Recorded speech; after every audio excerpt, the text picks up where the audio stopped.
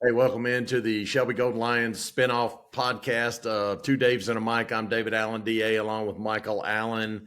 And the Allen boys were not in the house tonight. We'll just go ahead and tell you that right up front. But we did all partake of the KTC broadcast with Brent Pasco and Jeff Jones.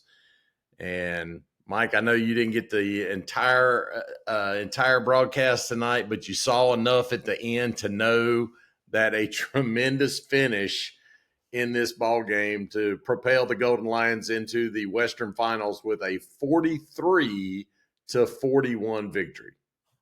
Yeah, I mean, there's all kinds of stuff to talk about, but I mean, a tremendous finish is the first and most important thing. The Golden Lions definitely had their work cut out for them tonight with overcoming not only their opponent, but then also obviously the officiating just a bit. And so to be able to pull out a game like that in those kinds of circumstances on the road this late in the playoffs, that takes a good team with good leadership. So Coach Wilbanks and the boys got a lot to be proud of. All right, so let's set the stage for you just a little bit in this ball game. First of all, Shelby led 36-28 at halftime. And the Golden Lions started the game with their regular complement of wide receivers. And then as the game started and progressed, lost their top three wide receiver options. So you had Lorenzo Roseboro, who has been a touchdown machine during the playoffs, got hurt early. He was the first one to go down. Then you had J.J. Williams, who I think outside of Lorenzo's big plays in the playoffs, has been the leading touchdown receiver for the Golden Lions on the season, go down. Or maybe he's second behind Emmanuel Collins, who was prior to Lorenzo's big playoff push, maybe was the leading receiver. Anyway, then Emmanuel went down. So the top three receivers are out for Land Farmer. And in the second half, the Golden Lions only managed one touchdown. And that was on the first drive of the second half. So the entire second half, Shelby's defense essentially was on the field as Eastern Randolph scored two touchdowns, went for two with about Michael, 4.5 minutes to go, 4 minutes and 40 seconds to go. Yep. Did not get the 2-point conversion to tie it, so they trailed 43-41. So the first part of drama we'll talk about is following the 2-point play that was no good, Shelby was penalized for an unsportsmanlike conduct penalty. They marked off the 15-yard penalty so that Eastern Randolph essentially was kicking off in Shelby territory. And why they didn't try an onside kick the first time, I don't know. But the kid kicked it out of the end zone or out of bounds or whatever. Right. But somehow or another, they called an illegal procedure penalty on Shelby. And so like they marked it off another 5 yards, and they kicked it again. And this time they did kick the onside kick, and they recovered. Covered it, yeah. And so a worn out Shelby defense had to go back out there. There was a 4th down and 14 play where Eastern Randolph threw an incomplete pass in the end zone, and they called defensive holding on Shelby to give them not a first down, which in the NFL it's an automatic first down. It's a 5-yard penalty, automatic first down. It was a half the distance to the goal penalty, so it set up another 4th down, which they converted. And if you ask me, it was a first and goal. Should have been a first and goal at the 1, but they marked it a yard short. So it set up a 4th and 1 at the 2-yard line. So, Michael, essentially an extra point to take the 1-point lead for Eastern Randolph. Technically shorter than an extra point? Maybe a half yard shorter. Yeah. And they chose not to kick.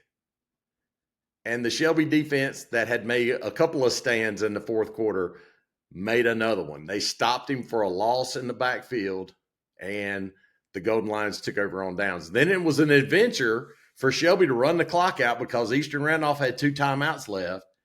And after Land Farmer got a nice run on the first down play, he took a knee at the 1 yard line with the second down play. I don't know if Shelby thought that Eastern Randolph was out of timeouts and that was going to run the clock out. But that caused just all hold our breath again because then Land had to call his own number again. My goodness. I mean, drama. And you throw in, I think they ended up, did they say 19 penalties? 19 penalties on Shelby. I think that the final number for Eastern Randolph there was 4. Now, granted, me and Juice, and by the way, Juice was at the game tonight, and he's going to be like 1 a.m. getting home. And I said, Juice, me and Mike, since we watched it, we're going to go ahead and get over it, and we'll get you next week. But Juice was there, and I'm sure he will have a strong opinion of this. But he and I have been saying for the last 6 weeks that or 8 weeks that if Shelby didn't get the penalties in check, it was going to cost them a chance at possibly winning a state championship. But, Mike, I'm going to tell you, the penalties tonight were ridiculously one-sided. They were holding Noah Gardner on every single play. They about pulled his jersey off 3 different times tonight, and maybe they called 1 penalty for holding against Eastern Randolph the whole night. Well, I was going to ask, sincerely, what do we have in place? Is there anything in place in the state of North Carolina to check a situation like this? Because this was obviously out of hand. There's nothing that can be done to reverse anything that happens during the game other than if you get ejected and they've got video evidence that you didn't throw a punch or you didn't do whatever they were saying you did, for the game penalty, then they can overrule that. But essentially, only thing coach can do now is tomorrow, as they're breaking down tape, he can send in video clips to the head of officiating at the NCHSAA to say, this is a Western semifinals game, and you've got an umpire that doesn't know how to mark a penalty.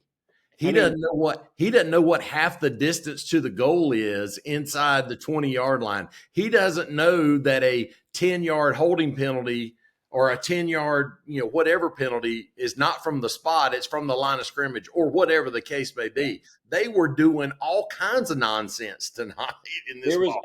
And that's the point that I was going to make is that, you missed a hold. You saw a hold that wasn't there. The roughing the passer penalty from the first half. Those kind of things at the end of the day are really kind of judgment calls, or not necessarily judgment calls, but kind of depend on for you to see them and be able to call them and for the penalty, in your opinion, to be it. The half the distance to the goal line and enforcing a 10-yard penalty instead of half the distance to the goal line is not knowing what you're talking about. There was at one point, it was like I can't remember if it was a quarterback or a running back, but we had tackled him for a loss at the 20-yard line, and they ended up downing the ball at the 17. I mean, just straight up, you could hear from the mic, from the crowd mic that Brent and Coach Jones had set up, somebody saying, "What's up with that spot on the home side?" I mean, that's the kind of stuff to me that is have fun. Have fun reffing jamborees for the next couple of years, but you probably aren't going to find yourself reffing too much playoff football if you're missing stuff like that. Unbelievable. You mentioned the roughing the passer penalty at the last of the first half. So just for those of you that didn't see it, wasn't at the game, weren't listening, wasn't watching, whatever. So Shelby's up at that point 36-21, trying to get in the half with a 2-touchdown lead. And on this particular play, Noah Gardner, two hands to the chest of the quarterback and absolutely blew him up as he was throwing, which caused an interception. Shelby intercepted the ball. I think it was Kahari Corey with the interception in the end zone that would have obviously stopped the drive for Eastern Randolph at that point. Now, he ran it out, fumbled it, recovered his own fumble, at about the 4-yard line. So Shelby would have been in bad field position, but it was like at that point, under 20 seconds left to go in the first half. So they would have taken a knee and gone to halftime probably. But anyway, the white hat threw the roughing the passer, saying it was a helmet to helmet contact, which I sent the Comical. video. I mean, we clipped the video off the YouTube feed. It was nowhere close to a head to head. And again, like you said, that's a judgment call on the white hat, but that gave Eastern Randolph one more shot. And of course, they scored on their one more shot with 0.8 of a second left. Kudos to them. They took advantage of every opportunity that Absolutely. the officials gave them. And Shelby gave them a couple. Let's be honest. The Golden Lions turned it over twice in the second half. Part of that was because of the receivers out there. Land hit one of the backup receivers in the chest, and it bounced off his chest and was intercepted. So it's not an interception on Land. It's more on the receiver. But, I mean, the receiver's in there because the top 3 guys are out. You know, and again, you can make excuses all day long. Land turned it over the other time when he felt pressure from the backside. He was stepping up in the pocket to throw, and the kid made a good play, knocked the ball out. Land initially recovered it and then lost it on the bottom of the pile. So 2 turnovers, 19 penalties, and the Golden Lions survive and advance. Lincolnton is now awaiting Shelby. Of course, everybody that's a Shelby fan remembers what happened in that one. 36-35, a 1-point Lincolnton win at home on a touchdown and a 2-point conversion in overtime after Shelby had a touchdown and a 1-point conversion to take the lead in the first overtime. So, got to be concerned at this point with our top 3 wide receivers sitting on the training table. Lorenzo Roseboro had crutches. That's not good, even though they may have given him crutches just to keep him off of it during the game. But at the same time, you don't think about giving somebody crutches if it's just something he's going to walk off and be able to play next week. So that's tough. Again, J.J. Williams, Emmanuel Collins, the other 2 guys that were hurt.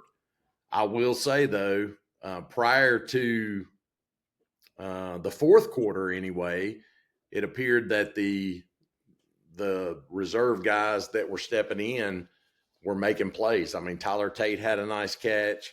I think Cole Wakefield had several catches. Jonas Woods, a couple of catches out of the backfield.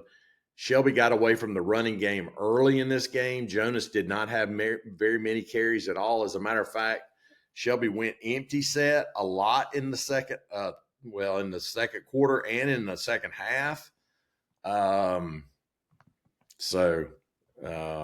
see. But the defense that really was getting gashed most of the first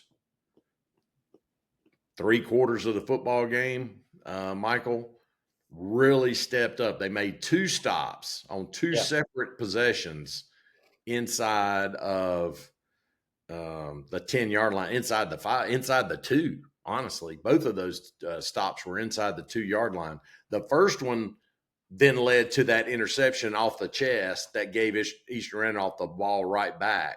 Right. The second one obviously essentially ended the game. So kudos to the Shelby defensive front, Tyson Williams and Noah Gardner. Those 2 guys have been getting a lot of credit, but I'm going to tell you, the defensive tackles did a great job tonight. T. Hollifield, who's playing left tackle on offense, got in there on defense a lot tonight. They went with a 5-man front for a while trying to stop that running game. And here I meant to give this shout out. So Grady Nodine, the senior linebacker, obviously had a good game on defense. But, Michael, he was the emergency guy on the 2-point conversion play early in the first half. It must have been a bad snap, and so they rolled it out to try to convert it, and it was basically Emmanuel Collins with a dump pass to Grady Nodine, the linebacker, and that essentially, that extra point, that 2-point conversion really put Shelby up 15 most of the half, most of the game. And then at the end, it was the play that obviously meant the difference between going for an extra point that you've kicked 10 of, or however many of, 5 of, and having to go for 2. Yeah, I mean, the only other thing really here, Dad, is I don't understand why you don't kick a field goal. I genuinely don't. If I'm that kicker, you know, I'm reading into the situation a little bit. I don't have the roster in front of me, but like, I imagine. Salinas. Salinas was his last name. Do you know what grade he's in? Do you know if he's a senior? I do not know that. I I mean, can I'm look just right quick imagining. while you're go ahead and tell that, and then No, you I mean tell me that's. what you're thinking about, and I'll look it up right I quick. mean, because that is my thought. Is like I'm a senior in high school. I am a kicker who did not miss a kick in this game. Um, we're at the 2 yard line with a chance to win and advance to the Western Conference Finals. And for whatever reason, coach doesn't give me the opportunity. I am having a bitter, bitter night right now. I imagine that the only thing worse maybe than missing that kick is not getting the chance to. Um, so I mean that's terrible. I don't like I said I don't understand the play call there, but obviously I'm glad that was the decision they made.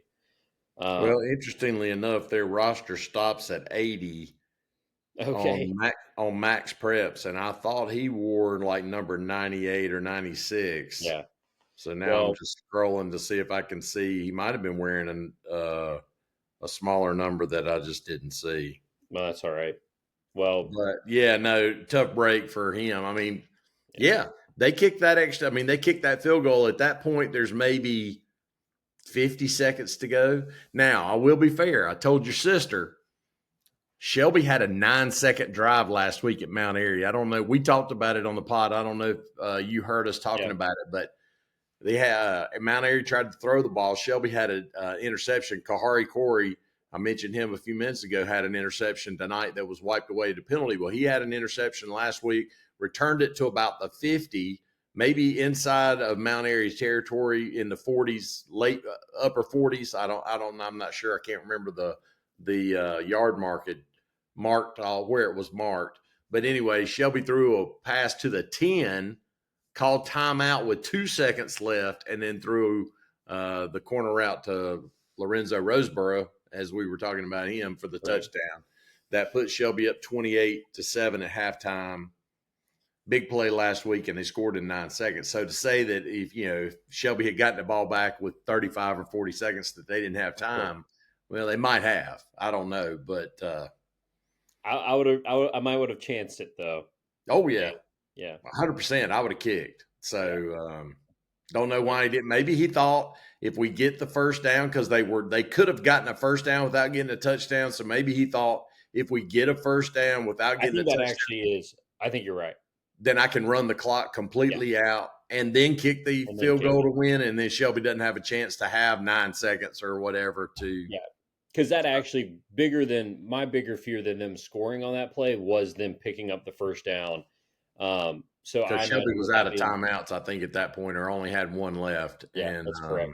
So so yeah. yeah, Yeah, well, Katie was watching the game with me, and she said her one comment and her only comment for the pod tonight would be the refs sucked. Period. yeah, End of story. And I do feel like that it's the Western semifinals. You should be getting one of, at least if you want to look at it this way, you should be getting one of the four best crews in the western half of the state for 3A football. That's not to say that that's the best of the four best in the state or the four best in the West, because you had four games tonight in 8A, 7A, 6A, 5A, 4A, right, 3A, 2A, 1A. So that's a lot of officials. But on a given Friday night, you need a whole slew more than that. right. So, and all I would say is if that group tonight was one of the best four groups in the West in That's pitiful. 3A, we got some really bad officiating going on in the state of North Carolina right now. Yeah, So, yeah. uh, I'd like to think I genuinely would like to think that they're better than that, and we're just being sleazy, and we're being, and they were we found ourselves in the very eastern part of the western part of the state tonight in Ashboro, and the crew was not happy about the boys from Shelby rolling through, and I take that as bulletin board material. If I'm a Golden Lion right now, be thinking this week, when you get outside of Cleveland County, don't nobody want to see you succeed. there you Um, go. All right, so let's look at the matchups for next Friday night. So we mentioned Shelby versus Lincoln. Lincoln survived against the upstart 12 seed West Davidson. Crest tonight went to South Point.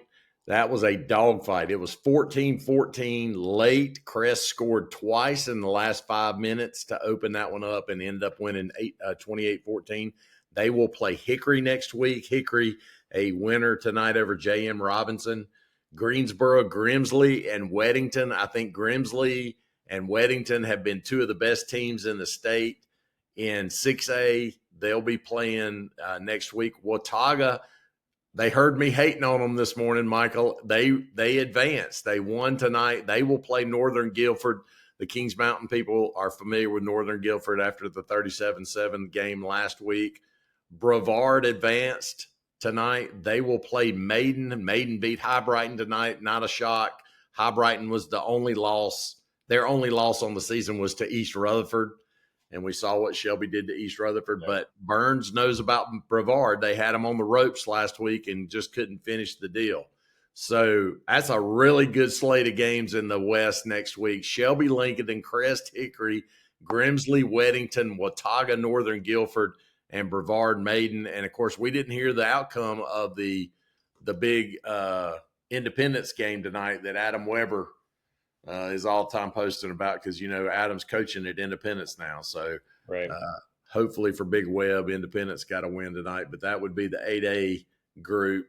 So anyway, we'll see how it goes. David Ray wants us to do a power ranking next week on the regular 2 Daves and a Mike pod for the teams he hates the most in Western North Carolina.